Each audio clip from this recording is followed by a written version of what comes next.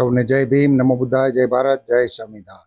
માતા સાવિત્રીબાઈ ફૂલે એન્ડ માતા રમાબાઈ આંબેડકર સ્કોલરશિપ યોજના થાનગઢ 2026 ધોરણ 10 અને ધોરણ 12ના તેજસ્વી તારલાઓનું સન્માન સમારોહ યોજાઈ ગયો। સમસ્ત અનુસૂચિત જાતિ સમાજના વિદ્યાર્થીઓનું સન્માન। સ્કોલરશિપ તથા ધોરણ 10 અને ધોરણ 12ના તેજસ્વી વિદ્યાર્થીઓને કે જેમણે 60% ઉપરથી માર્ક્સ મેળવ્યા છે તેમને સ્કોલરશિપ આપવામાં આવી છે, જેને આપણે સાચું સન્માન કહી શકીએ, ખરું સન્માન કહી શકીએ। સાથે સાથે સમાજના સાચા હિરલાઓનું પણ સન્માન કરવામાં આવ્યું હતું। રમત ગમત ક્ષેત્રે કે કોઈ પણ જે લોકો સમાજમાં કંઈક પોતાનું યોગદાન આપી રહ્યા છે તેમનું પણ સન્માન કરવામાં આવ્યું હતું।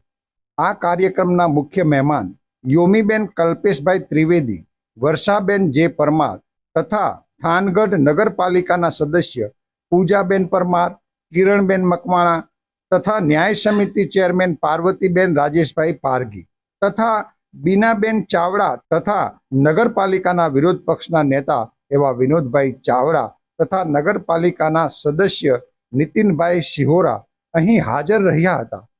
અહીં આ કાર્યક્રમમાં મહેમાનો દ્વારા ડોક્ટર બાબા સાહેબ આંબેડકરની તકતીને ફુલહાર કર્યા હતા તથા મીણબત્તી પ્રગટાવી અને અહીં નાના બાળકોએ ગીતો રજૂ કર્યા હતા। આ કાર્યક્રમમાં 65 વિદ્યાર્થીઓને શિલ્ડ, રોકડ પુરસ્કાર, ચોપડાઓ, પેન વગેરે આપવામાં આવ્યા હતા।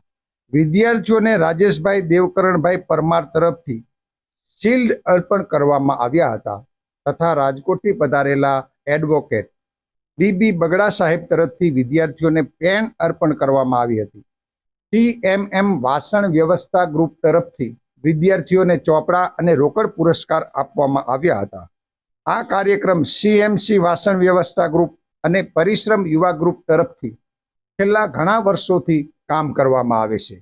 આ કાર્યક્રમના મુખ્ય આયોજક સુરેશભાઈ વાળા, એડવોકેટ રાજેશભાઈ સોલંકી તથા કિશોરભાઈ પરમાર તથા ધર્મગુરુ અર્જનદાદા માતંગ, હીરાભાઈ ચાવડા વકીલ તથા સમાજના આગેવાનો દ્વારા આ કાર્યક્રમ કરવામાં આવ્યો હતો।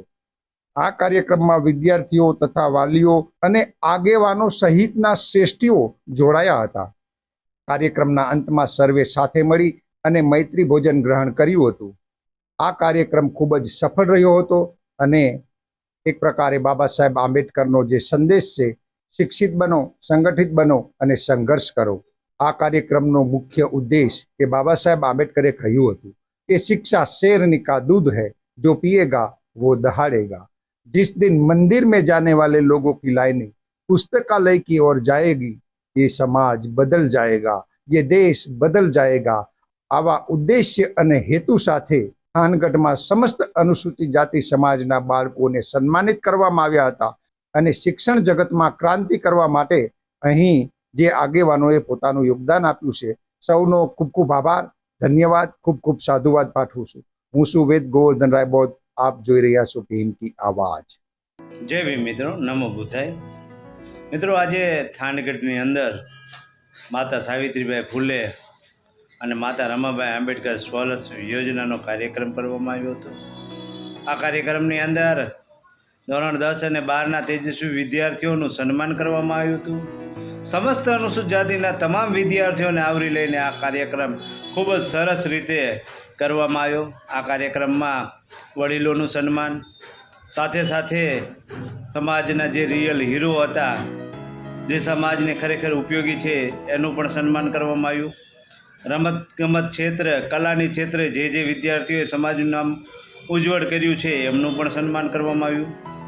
અને ભારત દેશની અંદર જે નેટના પેપર ફૂટતા 23 જેટલા વિદ્યાર્થીઓએ જે આત્મહત્યા કરી હતી, તે તમામ વિદ્યાર્થીઓને યાદ કરી તેમને શ્રદ્ધાંજલિ, મૌન ધારણ કરી અને તેમને યાદ કરવામાં આવ્યા હતા।